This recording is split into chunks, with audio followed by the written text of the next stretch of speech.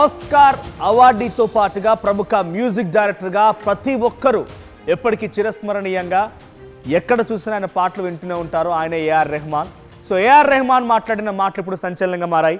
బాలీవుడ్ పైన విరుచుకుపడ్డారు ఏఆర్ రెహమాన్.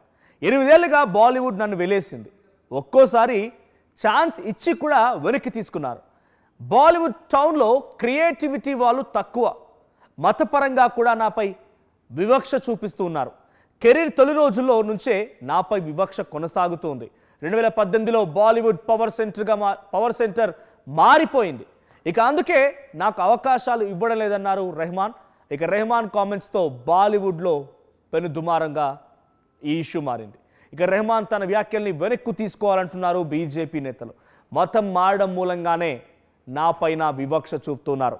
2018లో నాపై అక్కడ పవర్ సెంటర్ మారిన తర్వాత మరింతగా ఎక్కువైపోయింది. నాకు అవకాశాలు ఇచ్చినట్టుగానే మళ్ళీ లాగేసుకున్నారు. ఒక్కోసారి ఛాన్స్ ఇచ్చి వెనక్కి తీసుకున్నారు. నేను మతం మారడంతో నాపై వివక్ష ఇంతలా పెరిగిందనేటువంటి ఈ వ్యాఖ్యలన్నీ కూడా అట్ ది సేమ్ టైం బాలీవుడ్లో క్రియేటివిటీ తక్కువ అనేటువంటి కూడా ఆయన మాట్లాడుకొచ్చారు. ఇవన్నీ మాట్లాడింది ఒక ప్రైవేట్ మీడియా ఛానల్కి ఇచ్చిన ఇంటర్వ్యూలో ఈ వ్యాఖ్యలు చేసుకొచ్చారు ఏఆర్ రెహమాన్. ఇప్పుడు ఏఆర్ రెహమాన్ వ్యాఖ్యలతో బాలీవుడ్లో ఒక పెను దుమారం రేగుతోంది. మరి బాలీవుడ్ ఇండస్ట్రీ మొత్తం కూడా అట్టుడికిపోతోంది. తనకు అవకాశాలు ఇచ్చినట్టుగానే వెనక్కి లాగేసుకున్నారు, నాకు వివక్ష చూపుతున్నారు. తొలి రోజుల్లో నుంచే నాపై వివక్ష కొనసాగుతోంది. 2018లో పవర్ సెంటర్ మారింది, అప్పటి నుంచి ఇంకా ఎక్కువ అయిపోయిందని చెప్పి ఆయన మాట్లాడడం సంచలనంగా మారింది. సో ప్రస్తుతానికి ఏఆర్ రెహమాన్ వ్యాఖ్యలపైన అటు బాలీవుడ్లోనే కాదు టాలీవుడ్లో కూడా చర్చ జరుగుతోంది. పొలిటికల్ యాంగిల్ కూడా తీసుకుంది. సో దీనిపైన బీజేపీ నేతలు కూడా చాలా మంది రెస్పాండ్ అవుతున్నారు. అటు బాలీవుడ్ నుంచి మహారాష్ట్ర, ముంబై నుంచి చాలా మంది పొలిటికల్ లీడర్స్ రియాక్ట్ అవుతున్నారు. అయితే తెలుగు రాష్ట్రాల నుంచి తెలంగాణ బీజేపీ ఎంపీలు కేంద్ర మంత్రి కిషన్ రెడ్డితో పాటుగా రఘునందన్ కూడా ఈ వ్యాఖ్యలపై రెస్పాండ్ అయ్యారు. ఇంతకీ వారు ఏం మాట్లాడారో చూద్దాం. ఏఆర్ రెహమాన్ లాంటి వ్యక్తి ఇంత దిగజారి మాట్లాడడం ఏతున్నదో ఇది ఏమాత్రం సమంజసం కాదు. ఆయనకు అన్ని భాషల్లో, అది హిందీలో కానీ, తెలుగులో కానీ, తమిళ్లో కానీ, మరి మలయాళంలో కానీ, అన్ని భాషల్లో కూడా అన్ని వర్గాల ప్రజలు మతంతో సంబంధం లేకుండా ఆయన అన్ని రకాలుగా ప్రోత్సహించారు.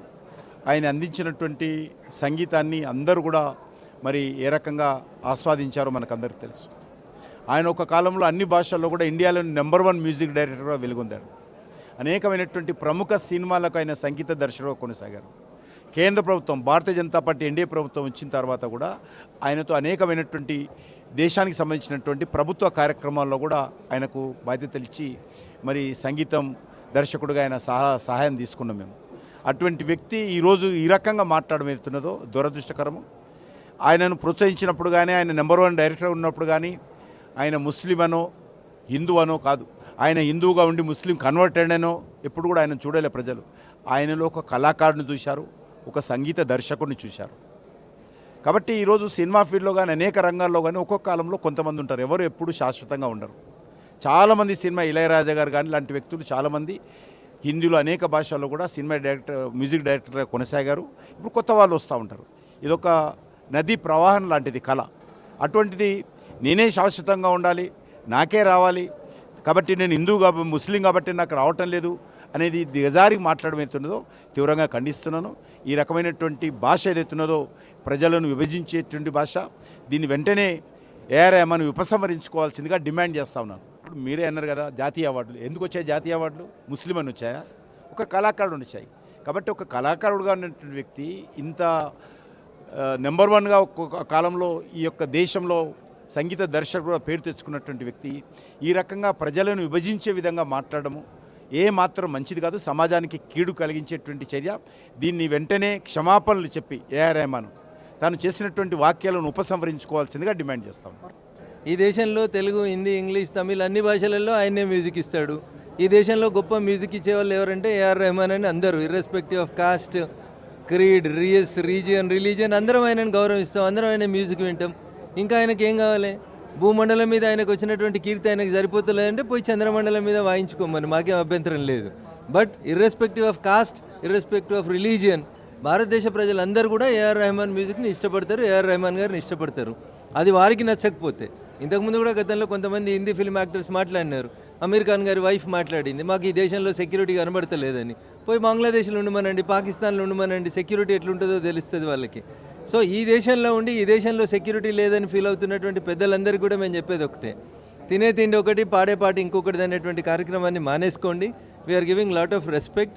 Don't create such type of nonsense statements. He has to withdraw such type of statements and he has to apologise. ఈ దేశ ప్రజలందరికీ ఏఆర్ రెహమాన్ గారు క్షమాపణ చెప్పాలి. నేను ముస్లిం అయినందుకే నాకు అవకాశాలు వస్తలేవు, నీకు రాని అవకాశం ఏంది? ఈ భూమండలం మీద ఉన్న అన్ని అవకాశాలు నీకు వచ్చినాయి.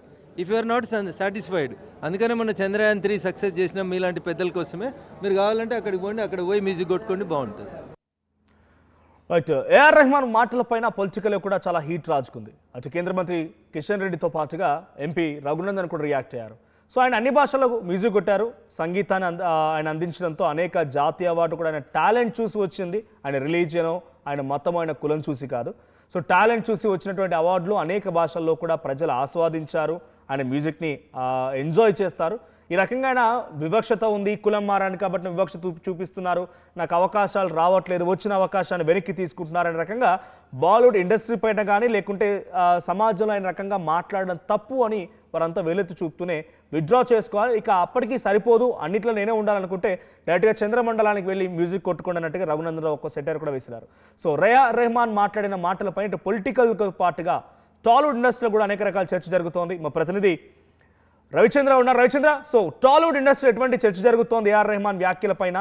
తనకి అవకాశాలు ఇచ్చినట్టుగానే ఇచ్చి వెనక్కి లాగేసుకున్నారు, వివక్షత చూపిస్తున్నారు అనే రకంగా మాట్లాడుతున్నారు. సో ఈ వ్యాఖ్యల పైన ఎటువంటి అప్డేట్స్ ఉన్నాయి? పొలిటికల్గా ఇండస్ట్రీ ప్రకారంగా ఎటువంటి చర్చ జరుగుతోంది? మనోజ్, ఏఆర్ రెహమాన్ వ్యాఖ్యలు అయితే టాలీవుడ్ అంతా కూడా షాక్ అయ్యారని చెప్పుకోవాలి. అసలు ఏఆర్ రెహమాన్కి వచ్చిన అవకాశాలు, ఆయన అందుకున్న అవార్డులు కావచ్చు, రివార్డులు కావచ్చు, అసలు అనంతం. భారతదేశంలో ఆస్కార్ స్థాయి అవార్డు అందుకున్న వ్యక్తి మ్యూజిక్ డైరెక్టర్గా ఏఆర్ రెహమాన్. ఏఆర్ రెహమాన్తో పనిచేయాలని దాదాపుగా బాలీవుడ్లో, టాలీవుడ్లో, భారతదేశంలో ఉన్న అన్ని సినిమా పరిశ్రమల నుంచి కూడా ఆయన సంగీతాన్ని వాళ్ళ సినిమాల్లో పెట్టుకోవాలని, ఆయన సంగీత దర్శకత్వంలో సినిమాలు రూపొందించాలని అందరూ కూడా ఎదురు చూసేవాళ్ళు, ఆశపడేవాళ్ళు. అలాంటి మ్యూజిక్ డైరెక్టర్ ఇలాంటి కామెంట్లు చేయటం అనేది ఒక షాకింగ్ న్యూస్ అనే చెప్పుకోవాలి.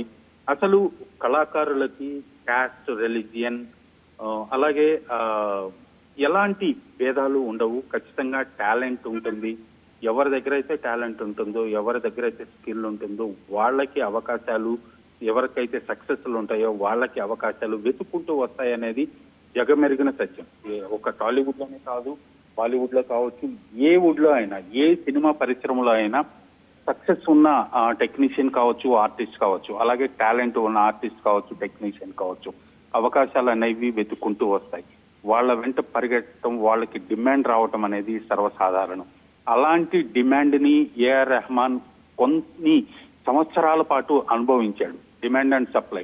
ఆయన స్టూడియోలో ఆయన ఇచ్చే సంగీతం కోసం నెలల తరబడి ఎదురు చూసిన నిర్మాతలు, దర్శకులు ఉన్నారు.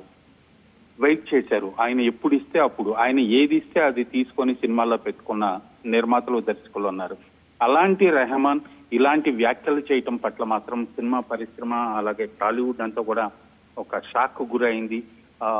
ఏదైనా ఆవేశంలోనో, ఫ్రస్ట్రేషన్లోనో ఆయన మాటలు మాట్లాడి ఉండొచ్చు. అంతేకాని సినిమా పరిశ్రమలో అసలు క్యాస్ట్, రిలీజియన్ ఎలాంటి పక్షపాతం అనేది ఉండదు అనేది ఇక్కడ టాలీవుడ్లో అందరూ అనుకుంటున్న మాట. రైట్. సో ఏఆర్ రెహమాన్ వ్యాఖ్యలపై ఎవరికి రియాక్ట్ అయ్యారా? అంటే టాలీవుడ్లో కూడా చాలా సూపర్ స్టార్ సినిమాలకి అద్భుతమైనటువంటి పాటలు అందించారు. ఆయన ఇప్పటికీ టాలీవుడ్ ఫ్యాన్స్ ఆ పాటల్ని ఆస్వాదిస్తూ ఉంటారు, ఎంజాయ్ చేస్తూ ఉంటారు. ఫర్ ఎవర్ గ్రీన్ సాంగ్స్ అంటూ కూడా చెప్తూ ఉంటారు. సో వాళ్ళు ఎవరైనా ఆయన మాట్లాడిన మాటలు నిజమే అని కానీ, లేదు తప్పు అని కానీ సమర్థించడం లేదా వ్యతిరేకించడం లాంటివి జరిగిందా? ప్రస్తుతానికి ఆన్ రికార్డ్ అయితే ఎవరు కూడా దీనిపై స్పందించినప్పటికీ కూడా రెహమాన్ వ్యాఖ్యలు మాత్రం ఎవరు కూడా యాక్సెప్ట్ చేసే పరిస్థితుల్లో లేదు. ఓవరాల్ గా ఇద్దరు ముగ్గురితో మాట్లాడిన సందర్భంలో కూడా వాళ్ళు ఖచ్చితంగా రెహమాన్ ఇలాంటి వ్యాఖ్యలు చేయకుండా ఉండాల్సింది.